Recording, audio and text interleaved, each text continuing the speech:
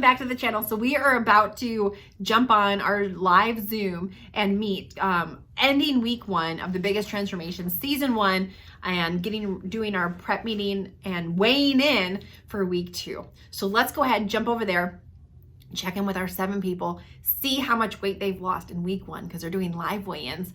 If you have not checked out season 1, where you get to meet the 7 people, hear their why, make sure to check that. I'll link that down below. But also, if you haven't hit the subscribe button and if you have not ring the notification bell, make sure to do that. This is going to be a 12-week where we are going to be following these 7 people every week for 12 weeks, talking about their struggles, doing weekly weigh-ins, celebrating with them, crying with them, all of the things. So anyway, let's jump on over, check out their weigh-in and see how they did on week 1. All right, let's go ahead and get our weigh-in done.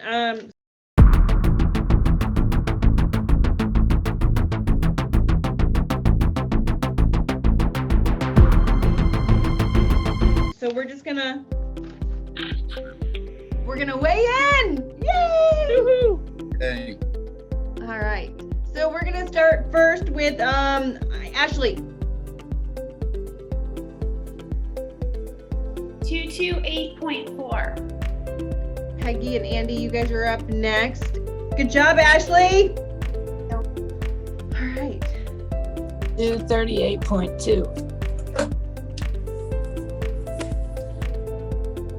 See it? So Andy was 238.2 and Peggy was 160.6. Good job. Judy. Okay, I'm going.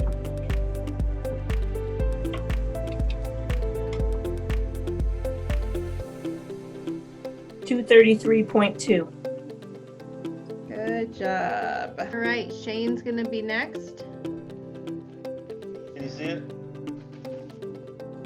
367.8. Dude, that's crazy. 9.6 pounds. Denise. 291. Good job. And Karen. It was 206.2. Awesome job to all of you guys. Awesome job.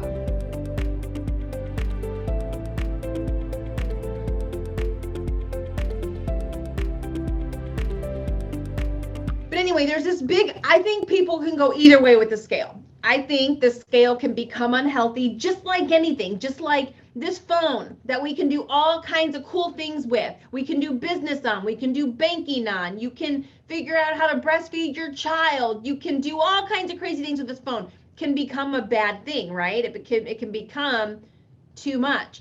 Same thing with the scale. The scale can become a bad thing, but also running from it.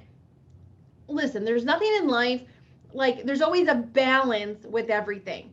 Like you can have a bad emotional relationship with anything in life, truly is the truth of the matter. I mean, look in the Bible. Look at those people that had a bad relationship with like brass statues. Like you can get a bad relationship with anything.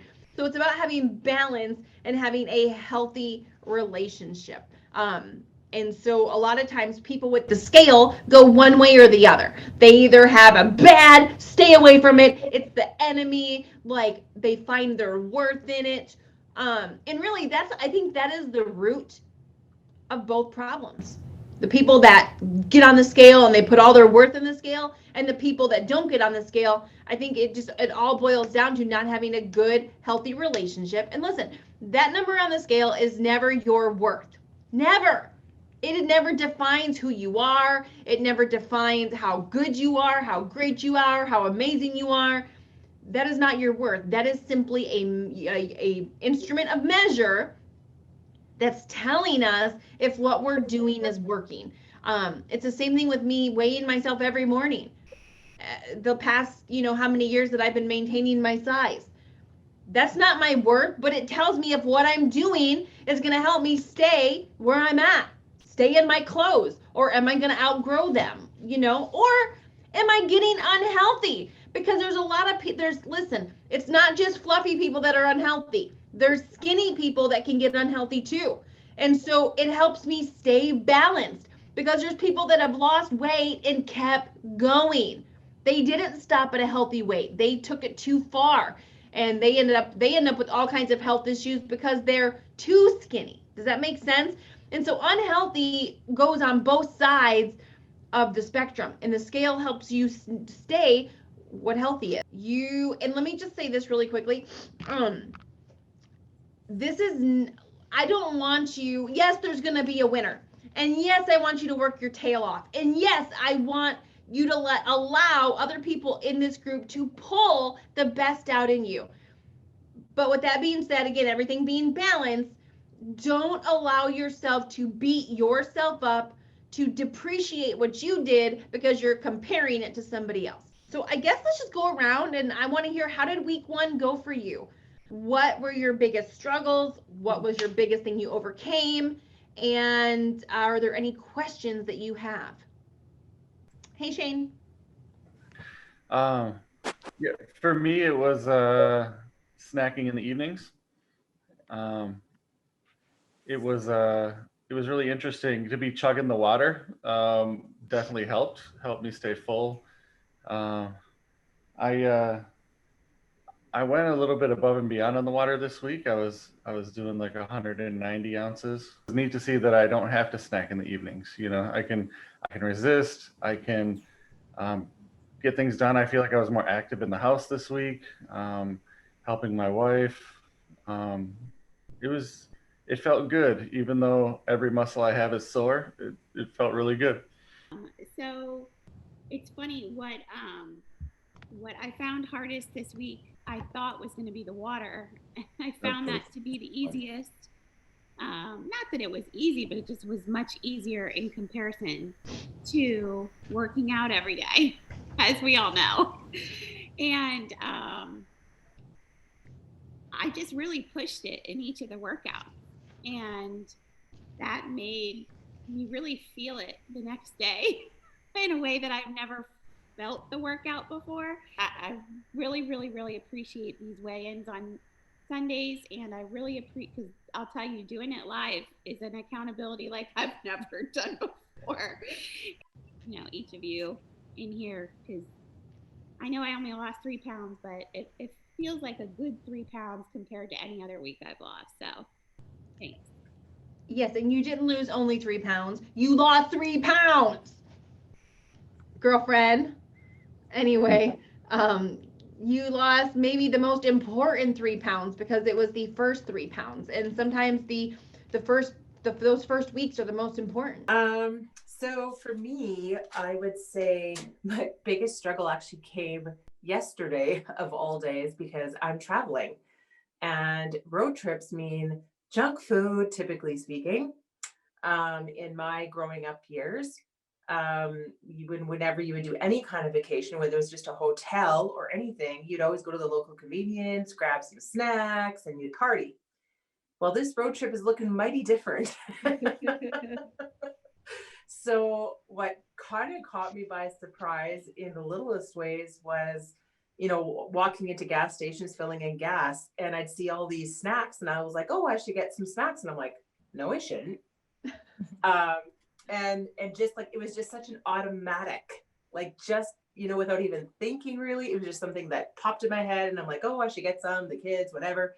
And then I would be like, no, you have to weigh in tomorrow, first of all. And second of all, you want to not do this because you know what you want. So I was like proud of myself because I didn't give in to any of it. I only ate the snacks that I brought, which is huge. My biggest struggle is evenings. There's 2 things about evenings. One is actually good, that I work out after work, because I would come home from work and I'd go for snacks immediately because I felt like I worked really hard and I deserve all these snacks.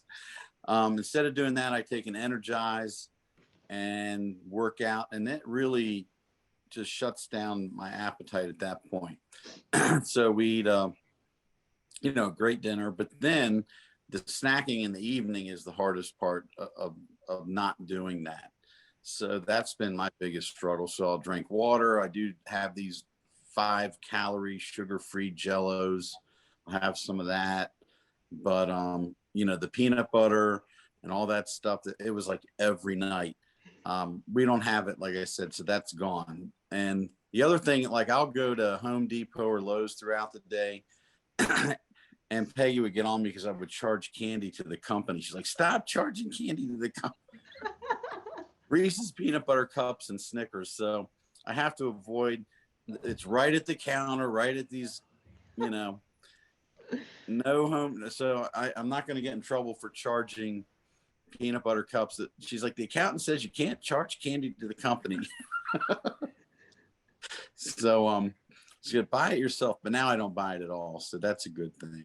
My first week, I think, was good. I struggled at the beginning of the week to get all my containers in, which seems funny because it's a lot of food, and I felt like I was never hungry, so I just didn't plan correctly. Biggest struggle was yesterday. Oh my gosh, There was so much good food, and we bought it all. Well, the food was healthy. I mean, we had seafood, and we had steak, and we had salads, and ahi tuna, asparagus, but so we limited what we had, but it was all good food. But when they brought in that cake, oh my gosh, I thought, and another guy brought a cheesecake, Yeah. which we love both. We had none. so, but we saved a piece. I'm going to put it in the freezer until next week when I lose my 5 pounds. And so can you explain when for the sheets and your 5 pounds, is it like week to week? If I lose 5 pounds in the middle of the week, do I get my sheet? Explain that. Yeah. So, once you hit your, sorry, I want to make this, I keep hitting the wrong button. Okay. Once you hit your cheat, I typically would give myself 1 week to use it.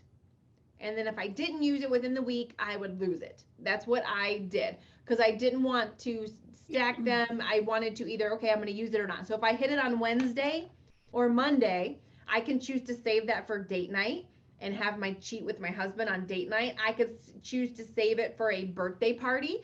Like if there was a birthday party coming up that week, I could choose to say, okay, it's the birthday party, so I'm going to have a piece of cake at that birthday party.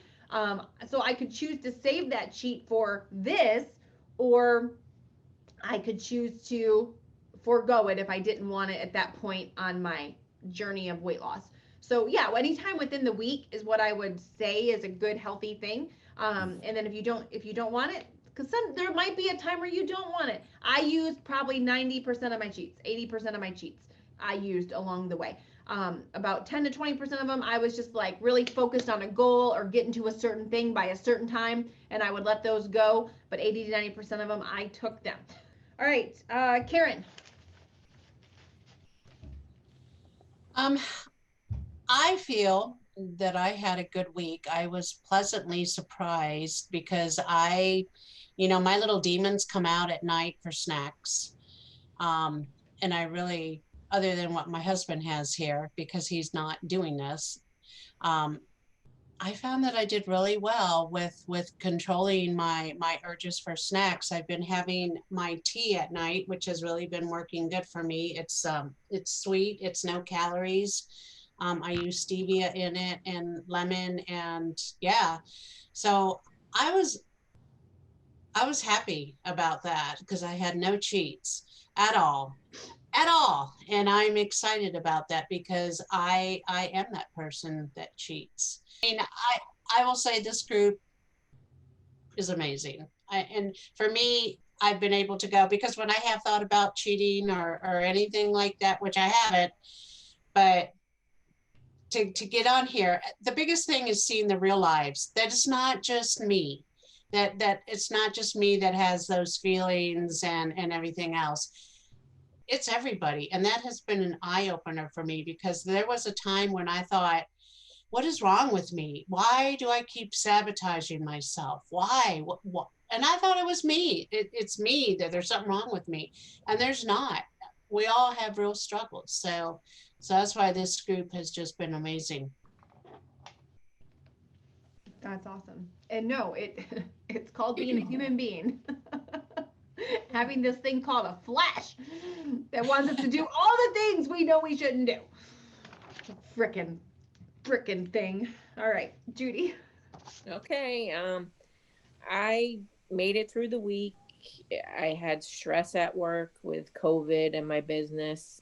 A client that I didn't see for like 6 months did a drive-by to wave to us and brought chocolates and cookies. I took a picture of them. I watched my team gobble them down, but I didn't do it.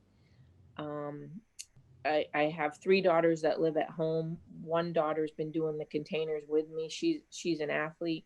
She lost 4 pounds this week. So what, besides this making me grow, it's got a trickle effect that you can't imagine. I drank black coffee, which is big for me. I like cream in my coffee. I like that you say fluffy instead of fat or thick. We say thicky here, but we're fluffy now. What else? I worked out every day. I got up early yesterday.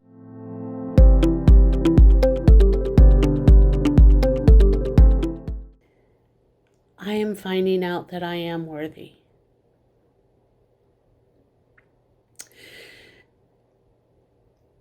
And that's a deep inner feeling for me. Because, you know, from the time I was a kid, I was never worthy, ever.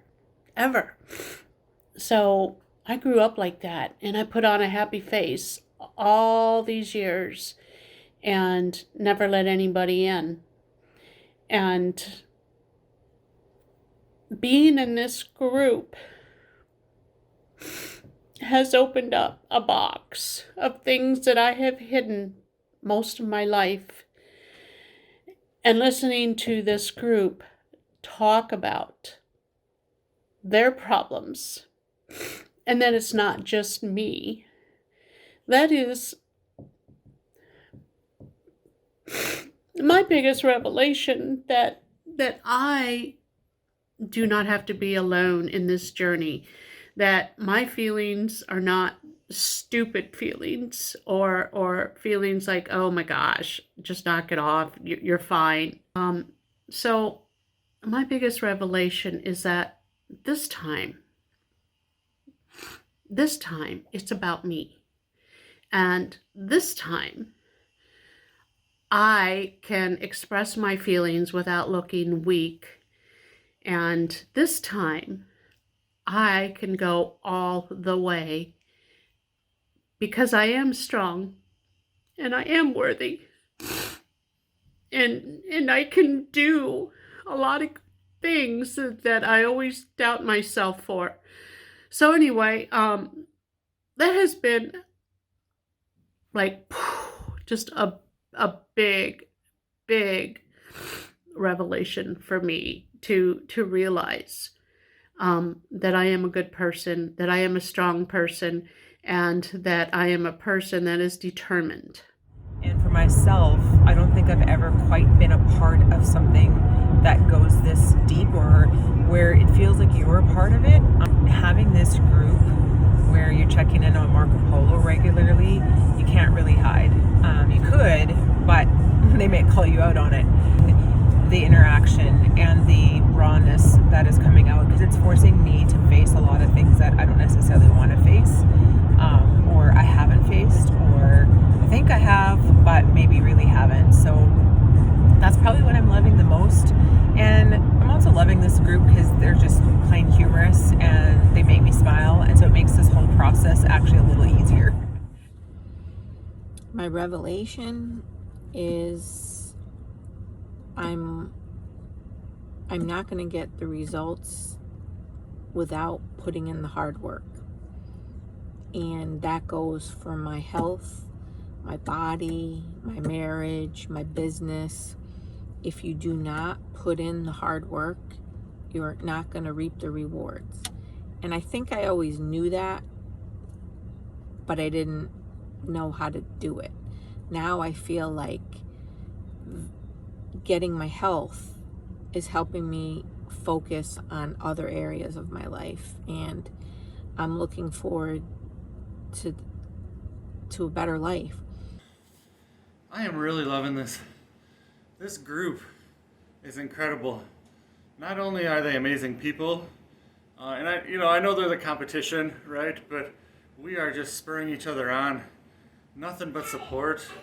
I try to throw out the occasional trash talk, but it never gets too bad because we all just want each other to succeed so bad. It's interesting because I've identified with so many of the other people just sharing their struggles, and it's been really revealing to myself. Just things that people are sharing. I've been taking the time to think and be like, yeah, it might look a tiny bit different for me, but a lot of these struggles are the same. And it's just really neat to know I'm not the only one, and to find other people overcoming those struggles and knowing that I can overcome them too. And when I do, being able to look back and tell the others, like, hey guys, I'm working through this. I've gotten this far. You can do it too. So just the give and take in the group has been really incredible.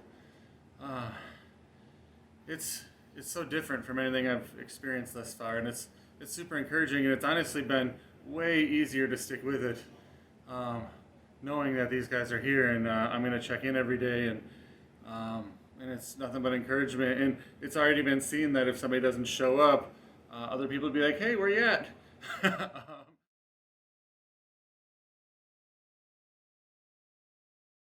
So we're getting ready to go live in the group. I called an impromptu Zoom meeting. Anyway, I'm about to jump on. We'll see where this goes. I'm pretty fired up. Like, this is one of those things that I just like, because I know how long it kept me stuck. And I know how long this thing of hiding and pretending and people pleasing and wanting everyone to think I had it all together, like, kept me stuck and morbidly obese, and I let it. And so anyway, we're gonna chit chat. All right, so we leave the jujitsu and I'm listening to the messages, and I already told my husband, I already knew that for some of you today was going to be a very emotional, hard day. And I especially knew, I told my husband, I said, this was last week, like right after, like Monday or Tuesday. I said, next Wednesday is going to be an emotional day for Ashley. And he's like, I said, and for others, but especially for Ashley. And he's like, what do you mean? And my husband's never really been severely overweight, like ever. He's never had a battle or struggle with his weight. He's never had an eating addiction. He's never hidden. He's never pretended. He's never covered up and eaten in secret. And he's never done any of those things that a lot of us feel shameful about, or that we've done. And so I want to tackle this now, because if we don't, it will take you out of this competition. It'll take you out of this journey. It'll take you away from your goal, and it'll keep stopping you from reaching it. Okay. So let me just say that weight in general, if you're overweight, it is all emotional. There is nothing logical about being overweight. So what we're trying to do is we're trying to take this thing that is emotional and we're trying to be logical. Are you catching me? We're taking this thing that is emotional and we're like, let's be logical. And so there's already like this disconnect a little bit, because most of us have been emotional about this our entire life. We have cried about it. We have been ashamed about it. We have lied about it. We've lied about our weight. We've lied about our size. We've lied about what we ate, what we didn't eat. We've lied about our confidence. We've lied about sexual experiences. We've lied about so many things in our life related to our weight. You know, I noticed in the Marco Polo, Ashley, you said, I'm just having an off day. And, you know, I could be completely wrong, but I told my husband a week ago, today was probably not going to be a great day for you. And part of the reason why is you have been, and I'm just, because you were the one that was vulnerable enough to leave the Marco first. So I'm going to use you as an example, if that's okay with you, because you were brave enough to speak up, which is amazing, by the way, that you were having this like day. And, you know, so many times, like, and this is what I love about this group, like we're able to address this like right now. And I'm sure you're not the only one. Denise came right behind you and said, yeah, but we pretend, we hide behind overconfidence. or we hide behind having it all together. We hide behind being the funny man or the funny girl. We hide. And today, there was nowhere to hide. The Band-Aid got ripped off, and I tagged all y'all on purpose on social media. I tagged you. Some of y'all shared it, and I was really proud of you for that. And some of y'all haven't watched it yet. It was the premiere of something that's going to change your life. And like, everybody should be sharing that. And if you're not sharing it, you have to ask yourself, why? Why haven't I showed this to my friends and family? Why haven't I shared this? Why haven't I talked about this? It's because we're still pretending that we've got it all together, and we don't. And it is okay as somebody who is a recovering control freak.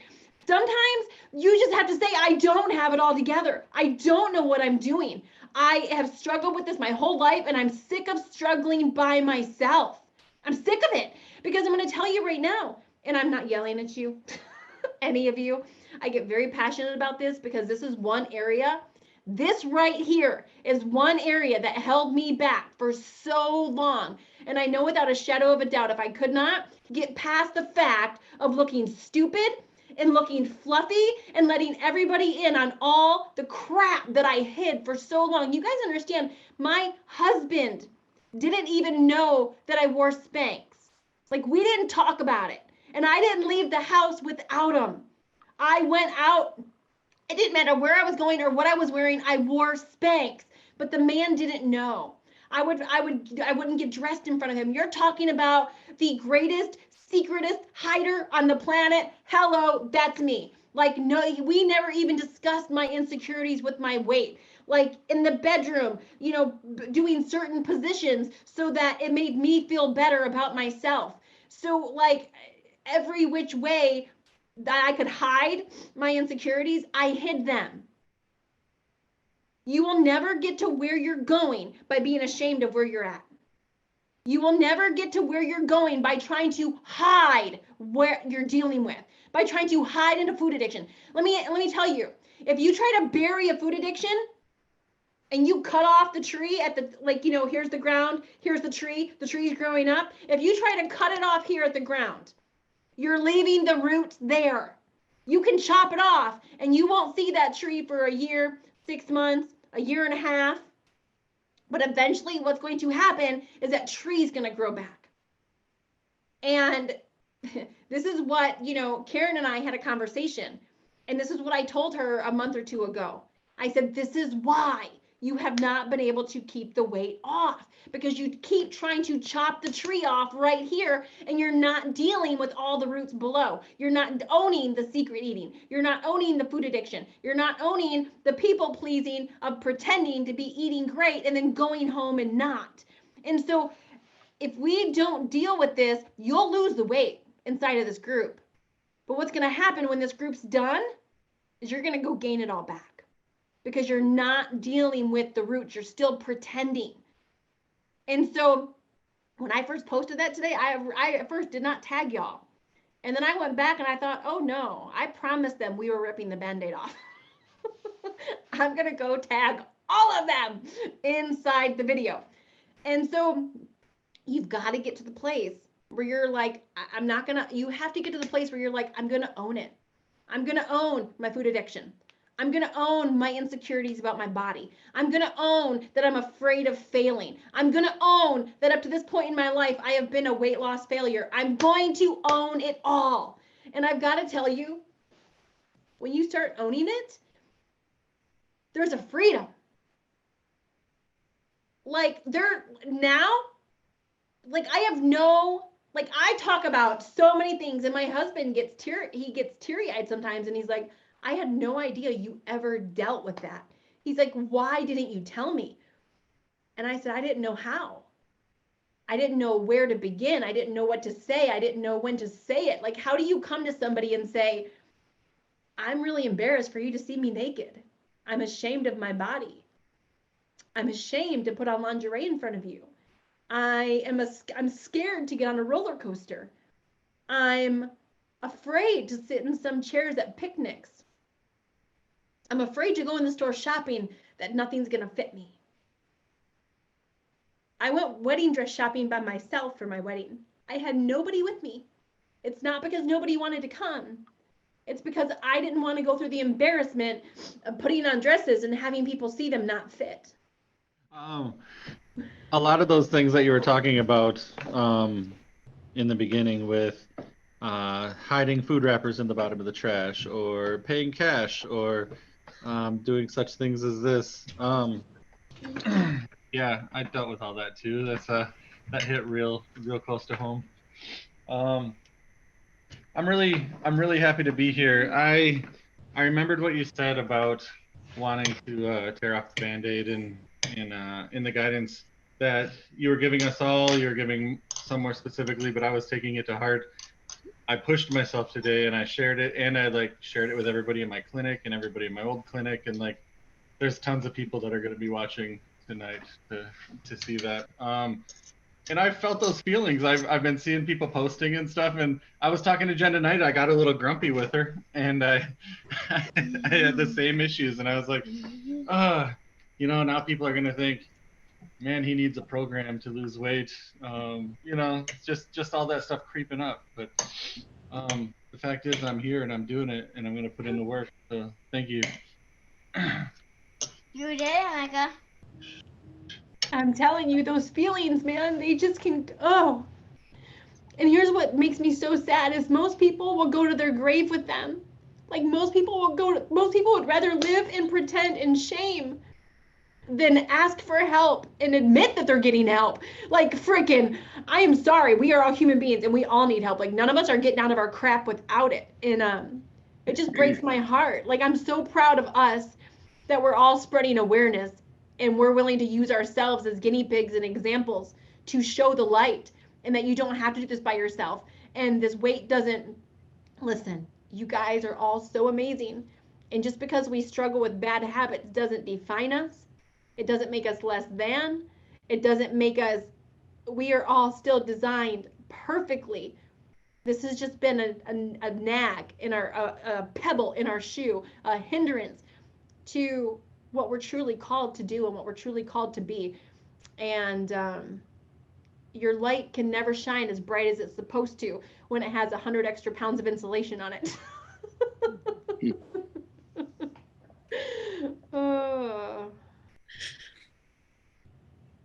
I'm like, God's doing this to me on purpose. He wants me to work for this so hard. He knows my heart's there this time. He knows the brain and the heart and everything's in the perfect alignment with this group, with these people, with this coach. And he wants me to put all of it on the table, and he's testing you. Like, this is the first one. Like, just keep going. Don't let all the old shit get you to quit like you always do. This time, just keep going. And I am. And then, of course, you come on here with this urgent call. And I'm like, as soon as I saw that, I went, oh no. And everything's on point. I mean, I'm Queen Hider. I mean, for a living, I help people make their houses beautiful. And I want to make this house beautiful, because I can make every room in my house look to die for, and every room in all my friends' houses look to die for. But at the end of the day, you go to bed and the house that I sleep in is a disaster. You can't, listen, nobody perfect inspires a soul. Do you want to fake it, or do you want to be an inspiration? Oh, I definitely want to be an inspiration. Are you exhausted yet? No. You're not exhausted from all these years of faking it? Oh yeah, I thought you meant for the program.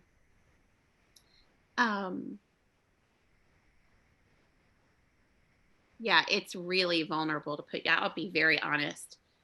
I logged on and saw this thing in the notifications, and it said Carmen O'Quinn tagged you, and I just about threw up. I knew what it was. I clicked on it and I'm like, OS. I hope no kids are around. Straight up.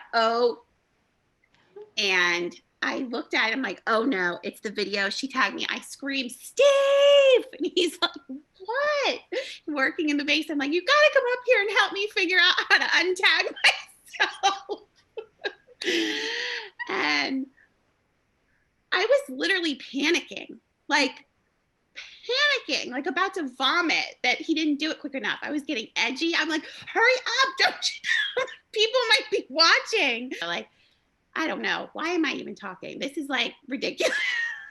No, it's honesty. Ashley, I told my husband before I came down here, he was telling me what I was. I said, no, that's not what it was. I said, I guarantee she was nauseous today. I guarantee she had a pit in her stomach most of the day. I guarantee she hasn't watched the whole video and she's questioning everything she said, and she's probably untagged herself already. Like, you know me. How long do you want to keep pretending? What are you ashamed of? You are perfect just the way you are. You just happen to carry a little bit of extra weight. And honey, everybody already knows that. If you ask everybody around you, does Ashley struggle with food? All of them know the answer is yes.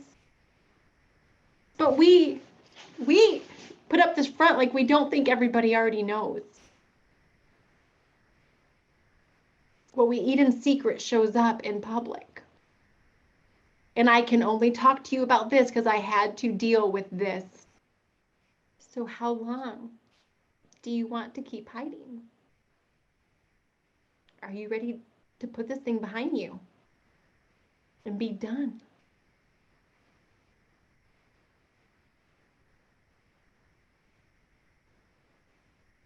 Because you know what's on the other side of that, Ashley? Freedom. To be you and not care what anybody else thinks. To not people please. Yeah. To not perform for other people's approval. It's a heavy burden to carry. Thank you for caring about us, Carmen. I knew you were, Spanx.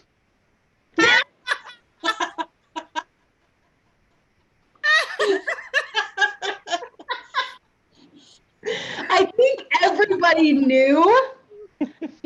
I just thought I was hiding it. Like, hello, since when is a 288 pounds butt smooth? Like, has no rules. Because she's got Spanx on. Hello. Like, who did I think I was kidding? That is the funniest. Gosh, that was classic. Yeah, seriously, Carmen. Thank you for everything. But for you definitely have a gift. You really do. So we just got done, and this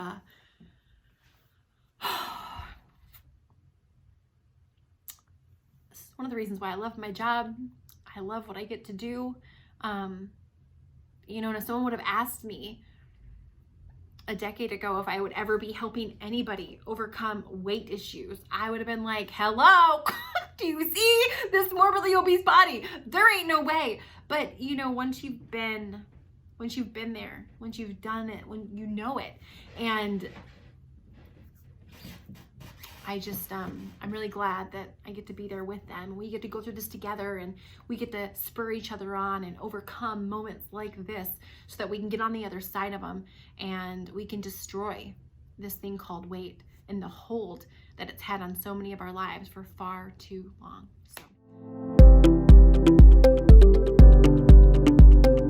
So we are coming into week 2. For some of you, you might be feeling some extreme soreness. Some of you might not. But here's what I will tell you. Most of your, if I were to look at your entire day, your entire week, most of your moments were probably strong. Most of your time was spent strong. And that's the case with most of our weight loss journey.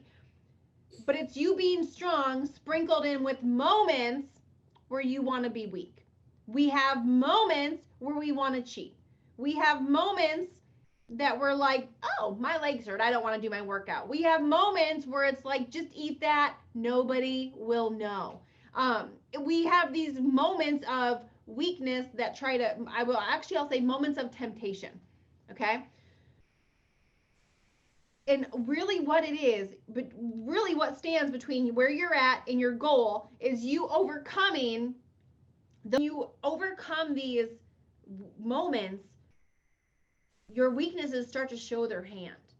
You start to recognize what has been beating you, what has been overcoming you. You know, the Reese's peanut butter cups and the Snickers at Lowe's showed Andy their hand. Hello, I'm right here. Remember me, old friend? So you will start to recognize your vices, your habits, where you've been overcome.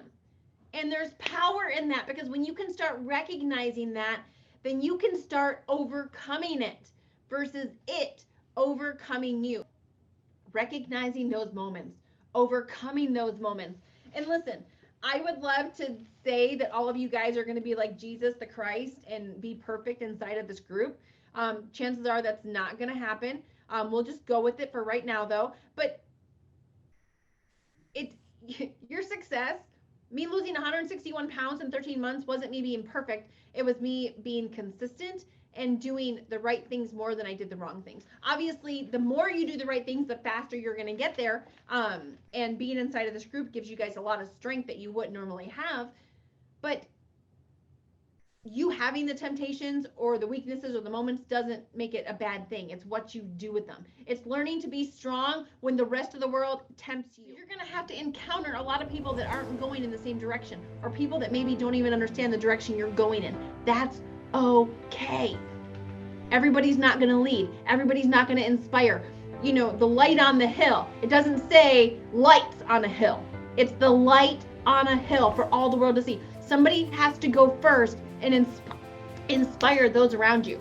So just know that sometimes it seems like nobody's getting it, nobody's supporting, it seems like whenever you try to lose weight, all the temptations come out of the woodwork. No, they were there all along. We just typically gave into them.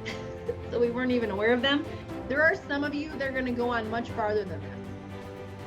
There's some of you that are going to win large chunks of money, and this is going to be the beginning of that. And I want $106,000 for my transformation. $106,000 I got awarded in checks. Okay? There are some of you that are going to do that same thing. And so I'm treating that as such.